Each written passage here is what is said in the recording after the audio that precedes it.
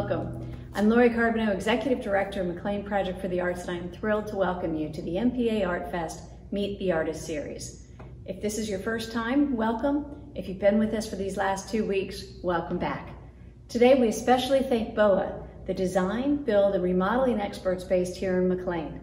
They have been in McLean for 32 years and I think been supporting MPA for just about that long. Their commitment to excellence supports us in the work that we do, and we thank them heartily as they join us in welcoming Richard Dana. He's an MPA board member, he's an artist, he's a nonprofit executive, and a dear friend. He's spending time today with Lynn Goldstein, Delna Dastur, and David Carlson. We're glad you're here, and we hope that you enjoy this whole experience. Thank you.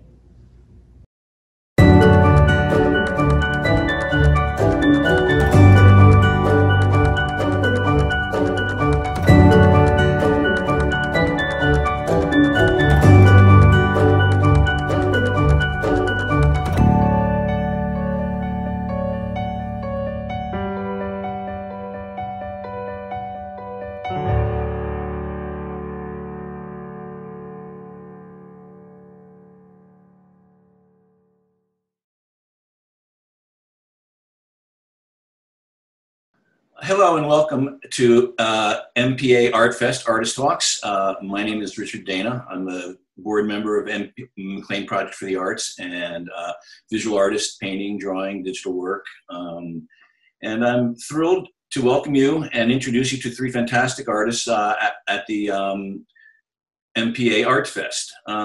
For those of you new to the MPA ArtFest, this is the 14th iteration of it, but it's the first one that's been virtual for certain conditions, I think that we're all aware of. The ArtFest brings art and community together, offering events, music, artwork, and much more. This year, we are thrilled to be exhibiting 52 artists in a very competitive jurying situation. And I encourage you, if you haven't already, please head over to their studios in the artist section of the website and browse their work. Now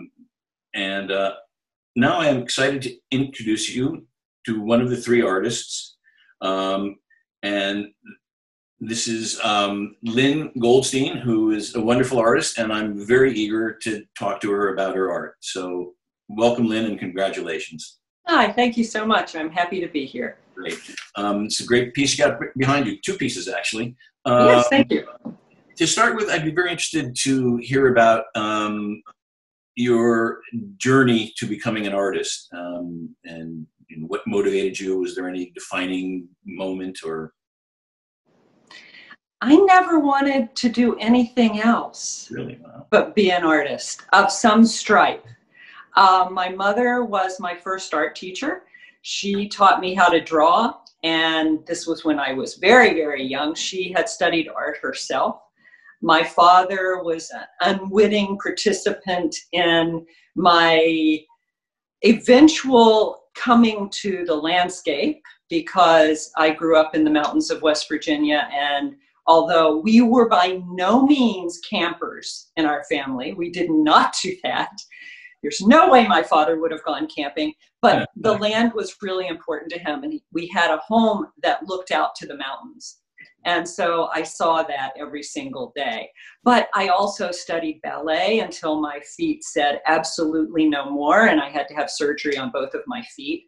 And I also played musical instruments. So art was always really very important to me. And I was a graphic designer for 17 years and was painting and doing fine art during that whole time. So I always gravitated toward the arts, and nothing has changed there. Oh, wonderful. Has there been an evolution to landscape then? You seem to infer that there might have been, that you were doing figurative work or abstract. Well, there was an evolution to landscape, and now that's evolving as well. But I originally, when I first started thinking that I wanted to move from graphic design to exploring fine art more, I thought that I wanted to become a portrait painter. And then I realized that that was absolutely not my direction. And I had to go back to the drawing board, literally, and figure out what it was that really fed my soul. And I recognized that growing up and for my entire life, whenever I was feeling moments of discomfort and needed to work things out in my mind, I would go out into nature. And specifically, I liked being around the trees. And so then I knew, well, that's the direction I needed to take. And so what ultimately happened, because I hadn't been doing landscape, I had been doing portraiture and figure. I started doing what you could probably call as portraits of trees. So I started with individual trees and then moved to the landscape at large. And now what's happening, last year, I made a conscious decision that I wanted to change my work further. And I started abstracting the landscape more. So that's an ongoing thing. And who knows, maybe I may go directly into abstract. But so far, whenever I start an abstract painting, it turns into an abstracted landscape. Yeah, I've seen your abstract work, and there is definitely, it is much more abstract than your major body of work at this point. But I can see the natural reference too. So I have a question for you. I'm self-taught, and I had a whole other career in Soviet affairs, actually. Wow. And when I decided to become an artist, I was very left-brained. I would sort of imagine what I wanted to do and then fight with the canvas to try to get it there. And it was sort of a journey for me to essentially open up and loosen up and access other parts of my brain. As a graphic designer for 17 years, did you ever have that struggle where it was, with graphic design, it has to be very precise and it has to be very thought out. But your painting now is very fluid and very emotional and passionate, I think. Well, thank you. Did you have a similar journey, or could you just access that through your whole life? The less structured or the more open work? That's a really good question. I think that I've always been a little bit of a rebel. So even though and I mean really a little bit of a rebel, you wouldn't see me. Well, we aren't going to go into that, but come on, Dish. And no. But I think that if I understand your question correctly, I think that I studied painting and I learned to do things a certain way with certain rules, and then I decided, oh, to heck with that. And that's the rebel part coming out, where some people, for example, will be really happy painting very, very representationally for their entire lives, and their whole raison d'etre is to be the best that they can possibly be, doing ultra representational work. And I admire those people. I can't do that. I have to be looking to say, oh, well, gosh, I wonder what would happen if I used this tool instead of this brush. I wonder what will happen if I use this surface instead of that surface. So I don't know if I'm answering your question, but I think what it is it's just an undying curiosity of answering the question, what if? Yeah. What if I tried that? No, in fact, you answer already a question that I was going to ask you, and that's a question of how important experimentation is to your work, and you just answered that. And that was, I guess, as I think about it, actually, it's sort of a bit of a minor epiphany you've given me. I mean, when I made the conscious change to try to access different ways of approaching my work rather than very rational and analytic, it was experimentation that really was what I did, and has become actually really what drives my work, is just a sense of experimentation. So thank you for that epiphany. You're welcome. Happy to help. So as I mentioned, I find your work very passionate and spontaneous, although I know there's a lot of labor that's going into it. But what are your would you say your work is spiritual, or it has spiritual in nature? There's environmental issues being dealt with, or is it just trying to give a uplifting sense of beauty of the natural world, or all of the above? I would say all of the above. I come from the Jewish tradition, and that is actually really important to me, especially having grown up Jewish in West Virginia. It's kind of a disconnect. But I guess a little bit of a rebel. I have always looked for a more spiritual approach to organized religion. I don't know if that makes sense, but I always feel particularly when I walk into the trees and walk into a path where there are trees, I can breathe better. This is a tough one. I don't tend to talk about my my spiritual side, and I've gone through periods of my life when I feel very connected to that, and then I drift away, and then I come back. I sense that I'm coming back right now because I need to, because of what's going on in the world.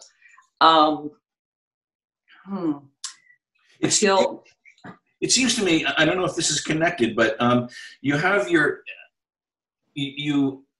website, you mentioned that you do installations, and it's a sort of a cathartic moment. And it seems that those installations tend to much more directly address both your Jewish heritage, but also there's a more obvious, I'd say, spirituality to it. Yes, and thank you for kind of throwing me a lifeline there, because I felt like I was drifting and not making a lot of sense. You were. I have always had a strong feeling that everything is connected. Everything is connected. So therefore, in answer to the original question, yes, my work has to do tangentially with the fact that we need to take care of the planet, because if we don't take care of the planet, we can't take care of anything else. So concentrating on the landscape affords me that, showing people how that beauty and how that can really impact you and help you to be a better person. The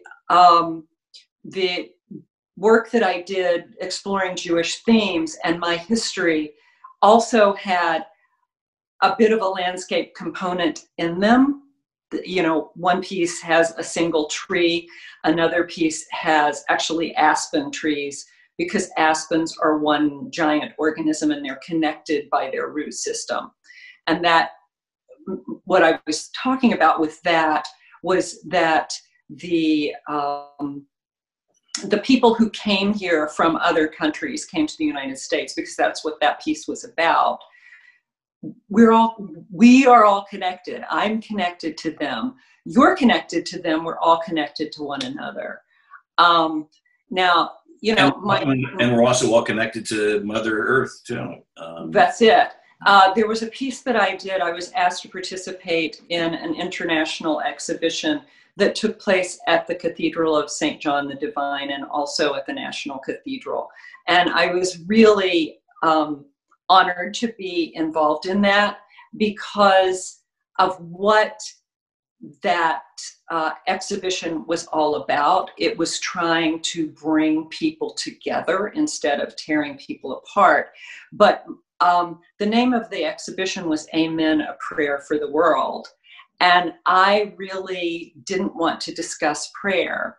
Again, a little bit of the rebel coming out. I didn't want to discuss prayer, but what I wanted to discuss was the thing that was common for all of us, which was the environment and taking care of that so that we could, again, take care of one another. So the piece that I did showed, it's a sculptural form, and it shows trees, but it's a figure, and the way that it appears is the figure is embracing the trees, but the trees are embracing the figure as well. So there are some spiritual aspects to my work, not so much, in the work that I have right here, but I definitely saw it in visiting your website. Unfortunately, we're running out of time, and there's, quite frankly, I think I could go on with this conversation right there for a long time, but a couple more, I guess, let's say, work questions about the actual work itself. And so you mentioned that obviously experimentation is quite important to you. Color also seems to be a very important factor too. I mean, your colors aren't shy. I mean, they're no. and bold. Thank you. It is so, and also it's you have a shade of purplish blue for trees, clusters of trees that I've never seen, but it's wonderfully electric. So you're obviously also just, I mean, I guess that's in part a bit of the abstract aspect that you're introducing into it. Yes, no. That's exactly right. I have wanted to push color and go for color that's not exactly what we see for a long time. And I've been doing that for a long time, but I'm just pushing it further. That's all. I mean, I've had people come in and see my work and say that, oh, it's vibrant and alive. And I'm like, good, that's what I want. So as long as it works. Do you work in series, or can one work be succeeded by one that looks quite different in approach? I mean, because you do have a number of different, even though all your body of work is integrated at some level, there is certainly a good degree of variation between works. I mean, and you sort of get in a flow of doing a couple of works, let's say with blue trees, and then you move to something else, or? I have worked in series quite a lot during the years that I've been working, and I want to get back to another series, but I'm having trouble intellectualizing it and making it work for me. So I would say, yes, I do work in series, and yes, the work can also just stand alone. And sometimes I'm not working in series, and I'm really thinking of the next direction that I want to take, and hopefully another series will come out of that, because I actually really enjoy working in series. So thank you for that answer. Last question. How would you say that the pandemic has affected your work in any way, or not? Yes, it has. I've given that an overabundance of thought, because the pandemic just looms large, and everything else that's going on right now just looms large. But mainly with the pandemic, I have a studio outside my home, and it's much bigger than where I am right now, which is like a postage stamp. So, I'm always falling over things. And I thought that when I moved back home in March that I would simply only work on small pieces. But then I got a commission that was 36 by 50. So I had to do this big piece in this postage stamp, and I kept falling over things. I was able to finish it. I just started going back to my outside studio recently, because I realized that, yes, I should be fine there. And I can't tell you how happy I am. There's an energy that I get from being in that space that I was not getting since March. I have done work, I've been painting, I've been researching, I've been thinking and trying to figure out the next directions that I want to take with my work. But the pandemic emotionally is draining, which affects what I do on canvas or panel or whatever I'm working on. But, I'm so grateful for everything that I have. So it's not a complaint. It's just, I recognize that it does affect what I'm doing. So I wonder too, I mean, and it can be a bumpy road, being an artist. Yes. It's not the easiest thing. But one of the things that I find, and I would guess you do too, is that when I have the time to sit down, I'm doing a series of drawings at home. When I have the time to sit down and start drawing, I just go to a whole nother place that is absolutely wonderful place to be. And it's just the here and now disappears. And I mean, I think that's a wonderful gift of being an artist is accessing that creative process and just being absorbed by it. I think it's one of the reasons that people do it. Yeah. You know, it's a drug without taking drugs. I mean, and you have to do it. I mean, it's you have to. It's an You have to.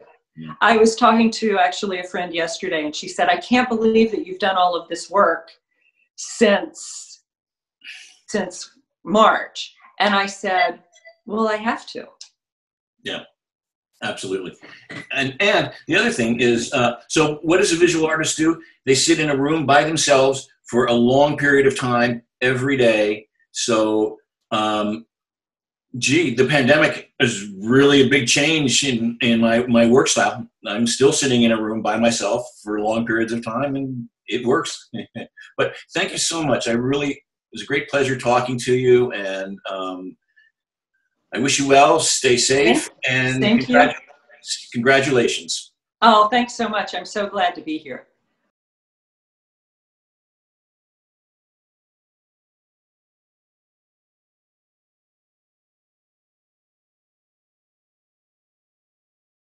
It's my great pleasure to have the opportunity to interview a fantastic artist, Delna Dastur. And welcome, Delna, and congratulations on being juried into the MPAartfest. So I'd like to begin by asking you to tell me a bit about your journey to become an artist. How did it happen? What motivated you? Well, it's a long journey. It started in India. I was born in India, in Bombay, and did all my schooling there. I did an undergraduate degree in art history, no, not in art history, in English and French from the University of Bombay, and then came over here. But even before I went to school and college, my mother had gotten me into classes with a teacher, private teacher. So my real love for art started very young. In Bombay, where I grew up, there was not an art school that I was keen to attend, which is why I went to the University of Bombay and did my degree there. And then I had a chance to come to the States, and I went to Wellesley College. They did not have a fine arts degree when I went, and so I did a degree in art history, which turned out to be a really good thing, because it gave me a background in art history, as well as then future painting. And I got a master's degree in oil painting from American University. So that went on for a long time. And that is the way the track went from youth to graduate. So when your mother planted the seed for you to grow into an artist, were you then doing art at some point, all the time then when you were? In my memory, I actually won a few prizes in school. Wow. And in inter-school art competitions. So that's all I can say about that time. Well, I'd like to say something about your art. I think it's really wonderful and very intriguing, and I greatly admire your work and like it, because I think you pull off what I would call a very delicate balancing act, and that is to have series that are quite distinct and different types of work that's quite distinct, but all of them are tied together very obviously by an aesthetic and certain commonalities in all the paintings. One of which is there's a wonderful amount of visual information in your works, and there's a lot of work going on, some of it more, some of it less, but there's always a lot of very intriguing information. And there's also, you have a very, I find, interesting use of color. Your colors are very distinctive and they're very colorful, but it has a sort of a subdued quality as opposed to sort of like an eye-popping quality. And I think all of those elements to me are very, very intriguing. And is that developed over a period of time, or Yes, I think so. I think so. My journey began really as a charcoal artist. And that was because soon after I graduated with my master's degree, I started a family. So I was hooked up at home. Hooked up is the wrong word because I have a wonderful studio at home and I would escape to it constantly, all through my art, all through raising the children. And I would be up here and I would be drawing. And slowly the colors started entering. You know, it was a gradual process from all black and white, and then the introduction of small bits of color. And you may not have seen all of the various stages that I went through, but there were colors that were very, very bright and intense at a certain point. And it is really almost more difficult to make a color that is subdued and yet has some power to it. And that is what has been happening gradually as I've been working in recent years. So it has gone from really vibrant colors, and then the layering has sort of changed as I've proceeded. Well, it's been a wonderful journey for you to that point, because I mean, your colors just are quiet in a way, but very, very powerful. I mean, and there's a wonderful tonality. Thank you for that. Thank you for that. I find that encouraging. No. I don't always know, because when I'm painting with subtle colors and there are just little bits of shifts here and there, you know, Yeah. whether that really works in an image that is sent somewhere. In real life, you can see it clearly, but sometimes images don't reflect it. No, absolutely. And the tactility too of the work. These are obviously paintings that you spend a lot of time on. Is there a texture that is an important? I would say that I can't work without texture. That's it. And Golden has prepared so many different kinds of gels and pastes and things like that. And I have experimented with them constantly. And there is no painting I have which has a flat surface. I use stencils and like molding paste, and I stick them in and I pull them out and I add things and I remove things. I have to say, what a shame that I mean, that is such can be such an important part of a painting, is the texture, the physicality of it. And gee, it's sort of lost in a virtual world. But yes. I think the only way to really see it would be if I had a really good photographer come and take sideways pictures. Right.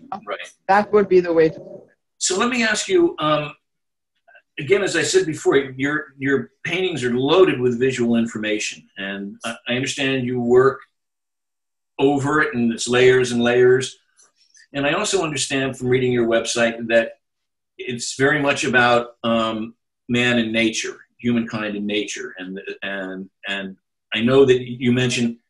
I'm going to ask you about your iconography, if there is one. I mean, you mentioned that, say, there's the circular form that sort of rings and within rings that sort of represents the natural world.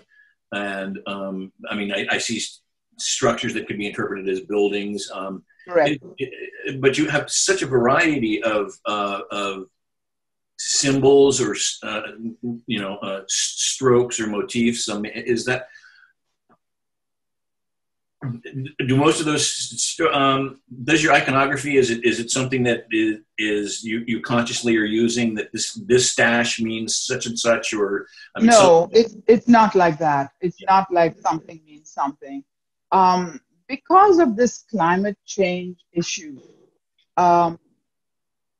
it didn't happen all at once, right? I was doing a lot of work which was nature-based, a lot of plants and just happiness, joy, and flourishes, always using wood blocks, which I brought from India, which were mostly geometrical. I didn't want to have somebody else's drawing of plants and flowers in the work. I could do that myself. But I would use geometrical wood blocks and rubber stamps to begin with. And that was all it was. And then climate change started to happen. And it sort of bothered me. And I saw that structures needed to be introduced into the work. And so then buildings came up and cityscapes came up.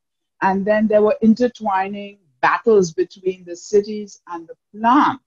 And sometimes the city won, and sometimes the plants overtook the city.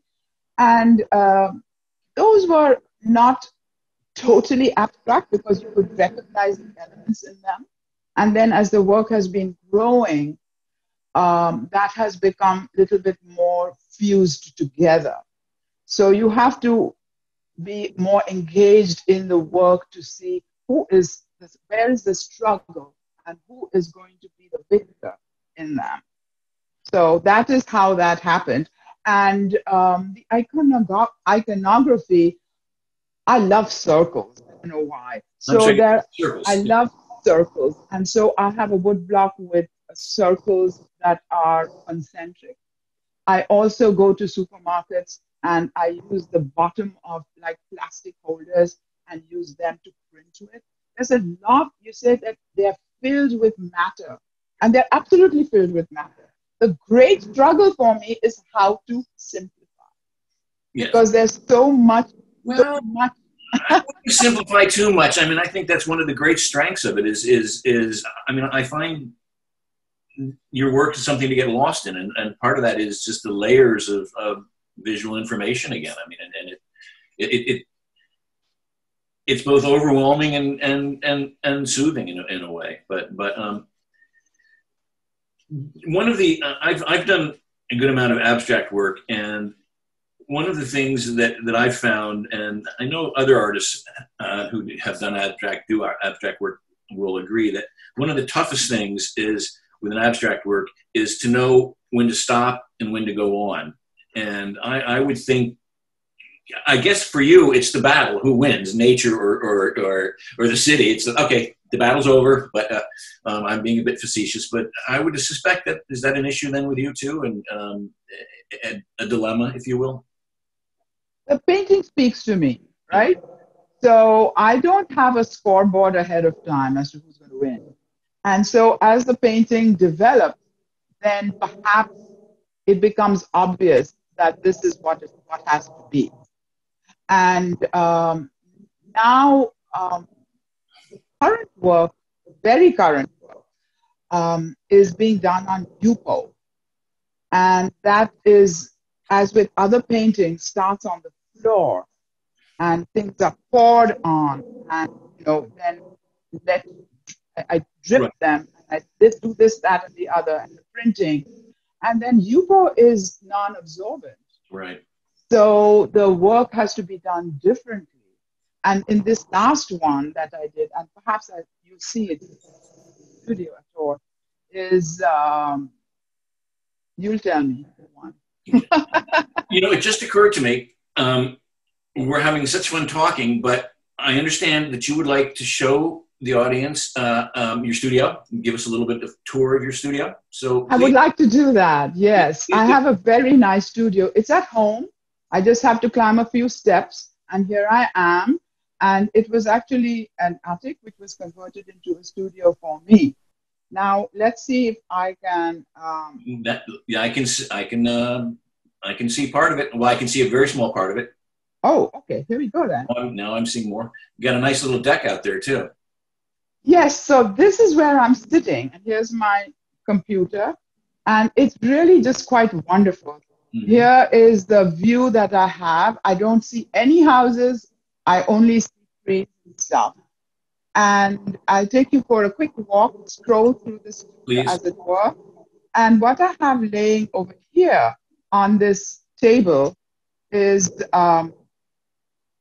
as we talked about texture, these are all experiments in texture. And they're 6x6s. And I did them starting at VCCA. I went to the Virginia Center for Contemporary Art, in a couple of years ago, VCCA, and I started a whole lot of work on 6x6s using all kinds of textures. And you just see how, if you go really close, you can see how the texture is quite prominent. Yes. And Definitely. then we go to this bigger painting, which is in the current MPA show for which I've been happily juried into. And this one is what you told me about earlier, where it's very subtle, and yet there's quite a lot happening. Yes. And if we walk into it, you will see that there is a whole lot of texture. There is a whole lot more happening. there. Yeah. Wow. And this one, really, I think the building is sort of geometrical in the back. Yep. And yet there, all the splatters might be a reflection of the It's a wonderful tension between order and, let's say, chaos. Yes, yes. This one is also in the same show, and it's a brighter color. And if you were to see the transition of where it started and where it ended up, it would be incredible. The whole thing was black and white, and this was a definite issue of reducing and reducing and reducing, and it's basically underwater and it's sort of revelry underneath. I love it. And the newest one is the one in the background. That's the one I just completed. Wow. On UPO, and it's a diptych. It's got two of them side by side. When one finished, then the other began, and it too has all this light molding paste on it and lots of printing, dripping and stuff happening. Yes, lots of information. Lots of wonderful information. I want to, if I may, because we're running out of time, I'm going to ask you another question or two. One is, as an Indian woman that did a lot of, we're already making art when you were young in India. You have your work, I think, is wonderfully idiosyncratic because it's sort of in a bit of a category of its own. I mean, how would you say you're influenced by Indian art or in? When I was studying, I would sometimes get feedback saying that, where do you get that color? And perhaps there's something that is innately within me that has come through in the work. I have a close Indian artist friend, and and she does abstract, and she's always had what I consider a very unusual palette. I mean, it's not really a Western palette, but and I don't know if it's particularly Indian or if it's it's a fusion of the two, but it's very distinctive and wonderful in its way. So I'll tell you what, final question, and I ask this of everyone because I get a lot of interesting answers, is how would you say, if it has, the pandemic has affected you and your work? I would say that it has given me the time, the breath to be in the studio and even experiment further. Yeah. Okay. So I have been working on, I haven't done any paintings that reflect my anger, my sadness, all of that. That has not really come out in the work. I internalize that. Yes. But the time that this period has given me has led me to experiment fully. Yeah. And I've been making a lot of skins using all the gels that I buy and I experiment with. They're like hangings. I'm thinking forward to perhaps using them and making assemblage. So it has been a time for reflection and to push the boundaries, as it were. Yeah. No, we're similar in that it may not be as obvious in my digital work, but experimentation, as with you, I think is one of the absolute, I could even say it's the engine that drives my creativity. I mean, it's always, what happens if you do this? What happens if you do that? And it's the wonderful thing, because you just keep growing and your work keeps evolving in ways that you never knew were going to. The one thing that I do every day is besides painting, because I use so many different materials, right? And I'm experimenting constantly. I keep a record of them. I have a book and I write in it every day in my folder. What is it I did? Because by tomorrow I will not remember. If I do so many things, so many things. The book would be what, about this thick then, or? I have many albums. There you go. And it's very interesting because I do flip back. I said, how on earth did I do this? And so I read it and it will inform me, and then I can move forward. Yeah. So that has been definitely routine with me. That's what they say. The effective creative process, and I mean, I heard this actually from a scientist that I think it was Francis Collins, who's head of NIH, and he had said that creativity is working hard and going from A to C.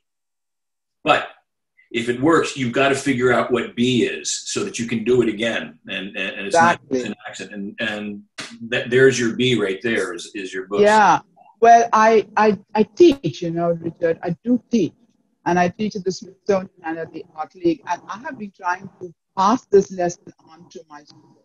I said, it's fine to have the fun and play and do all your art, but you need to think about these things and have some perspective about how you went there. Yeah. And so that's why I keep a record. Good. So on that note, thank you so much. Love your work. Love to see your studio. And again, congratulations on being in MPAartfest. And thank you. This has been a real pleasure. Thank you, Richard. Mine also. And stay safe and sane. And yes. And someday we will meet again. We shall.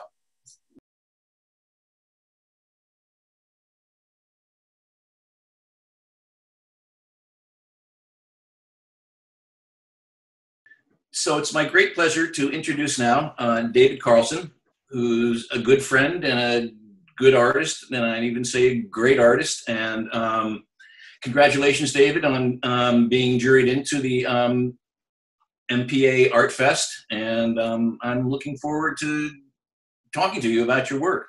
And I'd like to start by asking you about your journey to become an artist. How did that evolve? It goes back, and thanks, Richard, and it's good to see you, man.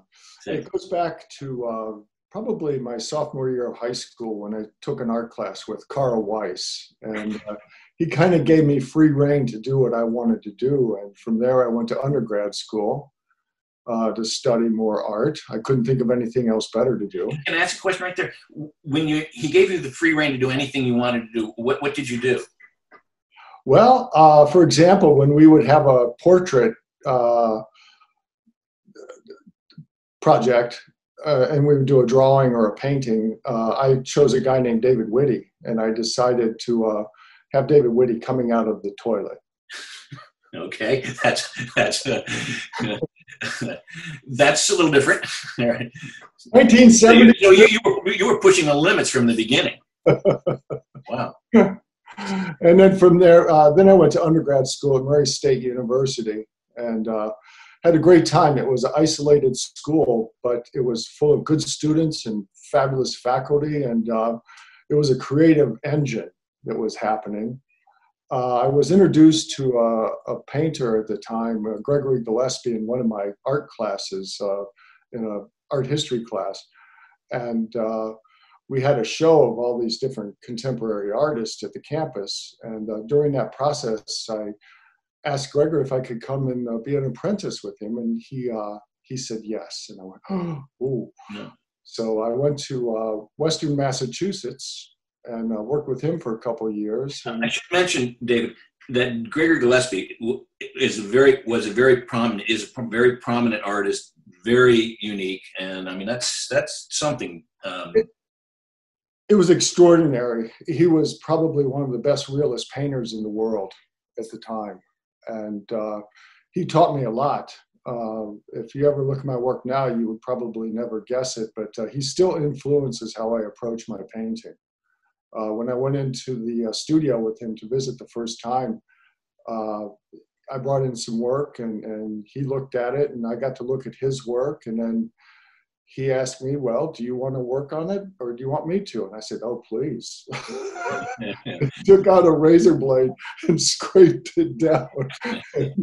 So that was my first meeting. And but you know, he taught me a lot, and he treated his own work the same way. So he just was giving me a piece of him. Yeah. From there, I remember your when I first saw your work when you were showing at what was on R Street, Anton Gallery. That I could see the influence. I mean, it was very idiosyncratic what you were doing, but I could see that, and we'll get to that later. Maybe it's just how different your work is now. But then from there, I went to UMass Amherst and got my MFA. And after that, 1984, moved down to Northern Virginia and been here ever since. Yeah, and making great art ever since. But I would call what your approach to art is rather philosophical in terms of what you are addressing. And as you mentioned, some of this on your website, but it's also having known you for so long. I mean, you're dealing with things like structure, change, memory, even the nature of thought. Could you articulate a bit on that and how you are addressing that with your work? Sure.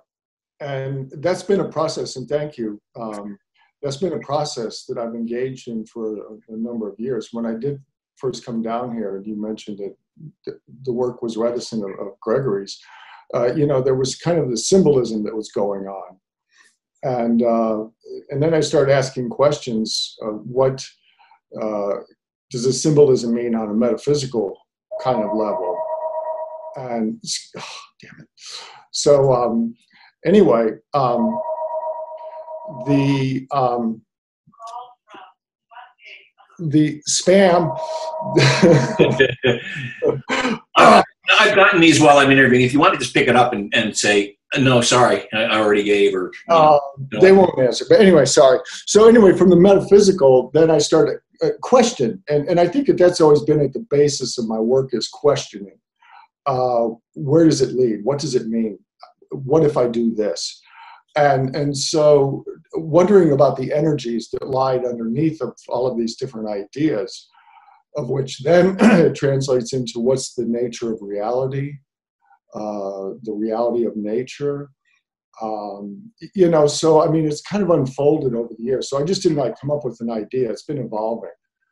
Your work is very, I would say, quite abstract. Are you addressing them through the relationships of form and color, or the structure of the piece itself is symbolic of some aspect of life? That's a good question. You know, over the years, like I've been teaching color theory, for example, so I would use color symbolically because color always references something. Yeah. You know, and or like a certain way of making a mark has a certain kind of feeling to it, or composition, you know, has weight to it. Right. So yes, but what's interesting about abstract is that, and what I've come to really figure out more lately is the work is the reality. The process is the reality. So the abstraction, it's no longer tied to anything specific that you can recognize, but it's kind of like looking through the world through an electron microscope, you know, and how different that looks. I think the abstraction is very much like that. Yeah. Here's a question that I pose to abstract artists, and I've done, you know, as you know, I've done a lot of abstract work, but I always find it intriguing. The answer is that one of the difficulties I find sometimes with abstract work is to know when to go on or when to stop. And I don't know when you'll know exactly when you've finished a work, or is there some time, you know, do you ever get into that dilemma, or like, oh, geez, I wish I hadn't done that, or gee, I'm not sure it's finished? Well, all of the above. You know, it's interesting because when I start a work or a body of work, I have no idea what it's going to look like. So the work is kind of like this evolutionary exploration, if you will. And when it gets to a certain point, I might think that the work is finished, but on a gut level, I'll check it again. I kind of do get an idea, because at some point in the process, the work starts to develop this kind of identity. And then I'm kind of like in a different relationship with the work. And now it's a communication. So when it starts to get a little bit close to where it might be finished, I start thinking about the work quite differently. Now, I also realize that if I do something to the work, it could change it and push it into another direction.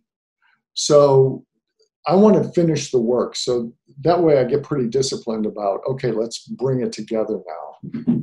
And so then the work will find its end point.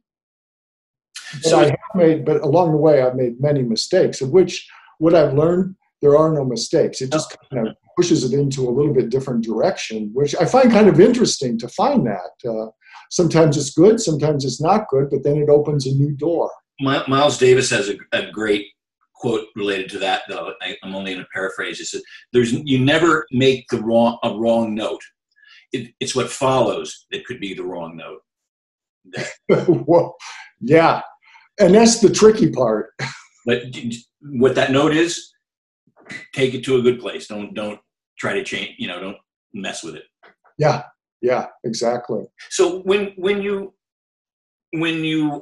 I think I probably know the answer to this, but when you do determine that you say you want to resolve a painting, it's you like where it is, it just needs a little bit more.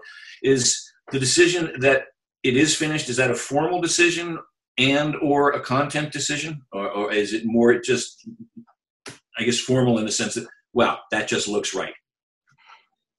Yes, it is more of a formal, because I think the content is already inherent in the work. Yeah, it's just baked into it. So yeah, it's already there. So once the content's there, that's the direction that it's launched. Yeah. And so it's formal. How important is experimentation to you in your work?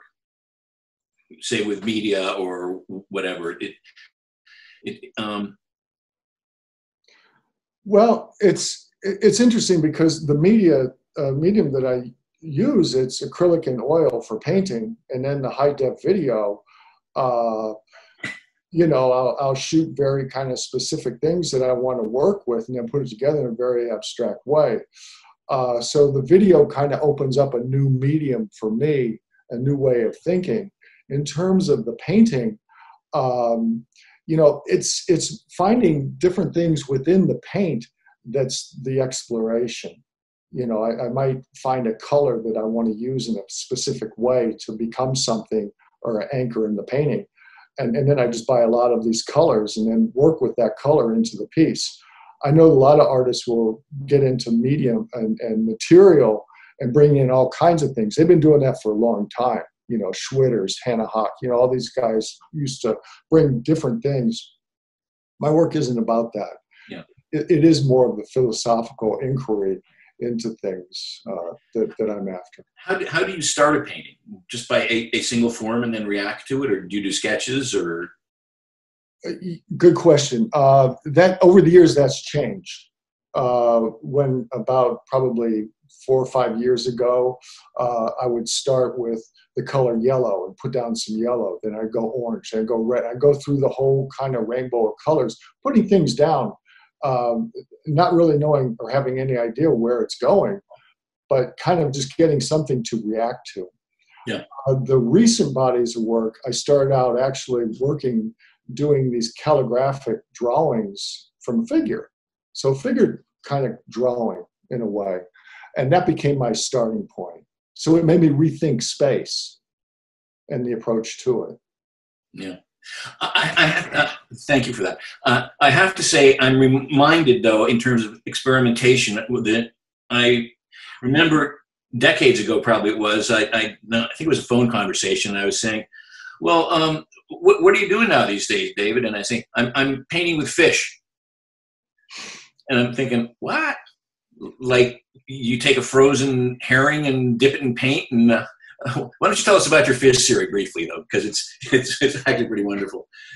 So I was talking with Mel Booker, who was down doing critiques, and he was challenging me and coming up with, you need to change your materials. So I kind of think about that. And, Richard, I don't know where these ideas come from, but I thought, don't question it, just go with it. Fish.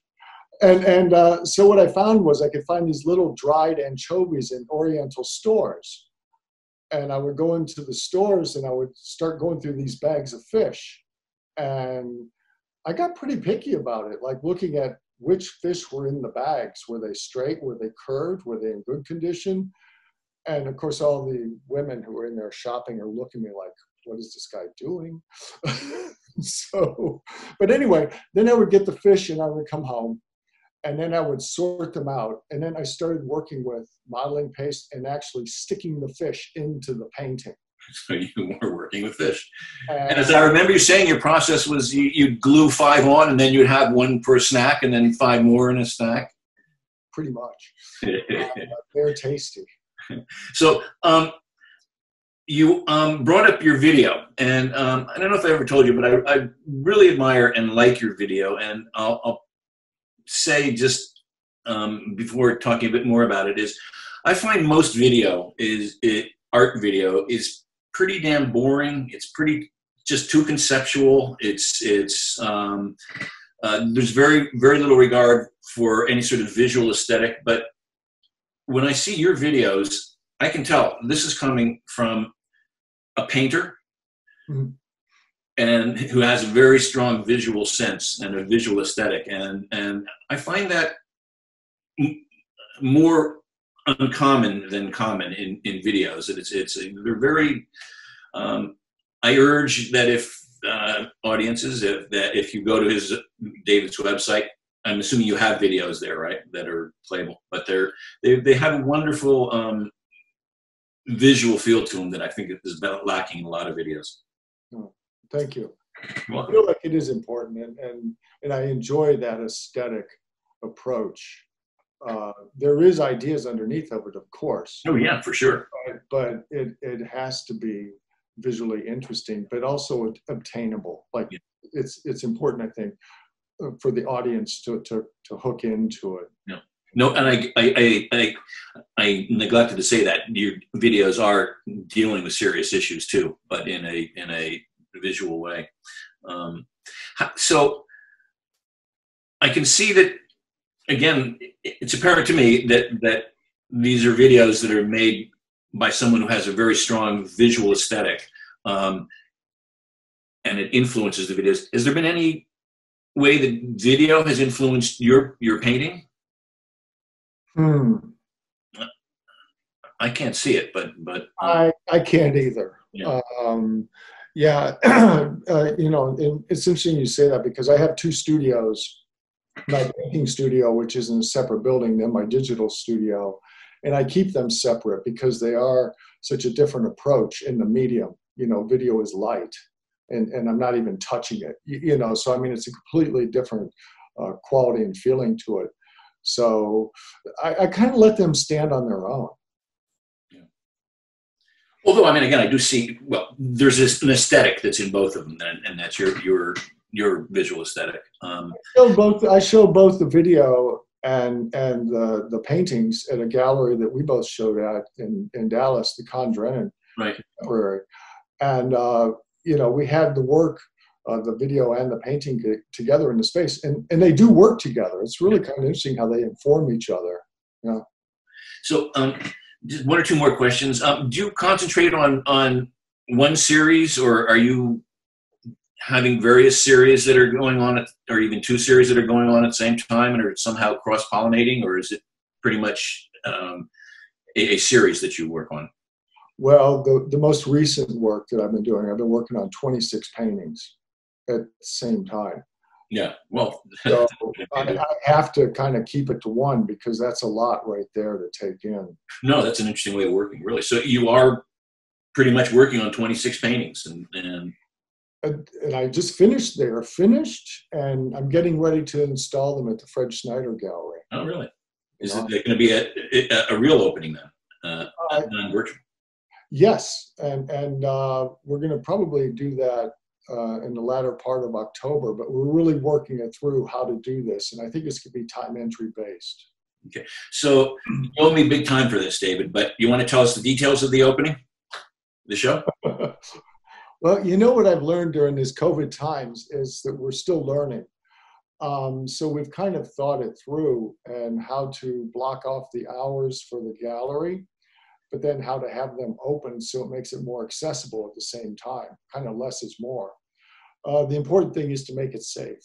Yeah, for sure. And enjoyable. So we'll block off the hours, and then there'll be days that I'll actually be in the gallery, you know, and so we're still putting all that together. Yeah. Congratulations. So final question, David. How is the, if it has, how has the pandemic affected your work? If it has. Well, actually in a very good way. Because it has changed every aspect of my normal life, which had all of these little pockets of distractions that I used to do. Go and sit and drink coffee and talk with guys in the morning. Don't do that anymore. You know, go out and do this at a later time. Don't do that. So it's really given me more studio time. But it's also really allowed me to focus in on the idea of time, because it's kind of crushed everything. So in terms of my awareness of time, and you also know that my sister passed away, my younger sister passed away. So both of these kinds of things happening has really changed, and time in life has gained a new relevance. And I think that that's in the work as well now.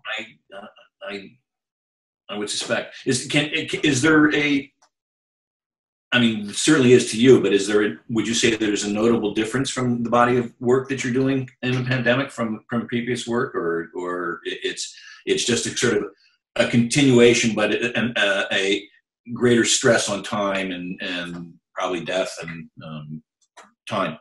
And life. You know, interestingly enough, I started this whole series of work with a different intent, and I really wanted to look at space in a different way. So the paintings were already shifting from the last body of work that I did. And what I'm trying to do now is open it up. But, you know, when March rolled around, then I started to kind of get a new inkling about things. So it's all kind of woven in there.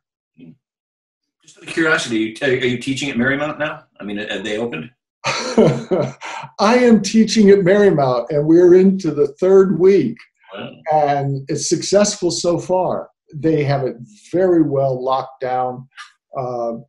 Access to the building, you have to have the card, and you have to be let in by the card. My class, I'm teaching one class in 2 rooms side by side, and I have 2 people online. So it is a 3-ring circus. And you're the ringmaster. That's dangerous. So, David, greatly enjoyed talking to you, finding out more about your work. And again, congratulations. And I would encourage all of the audience listening and seeing these interviews that you visit the MPAartfest virtual website and go to the artist page to explore further the work that these great artists are doing. And David, stay safe, stay sane, stay out of jail. Thank you, Rich. It's been really good to see you, man. You're good help. So you take care.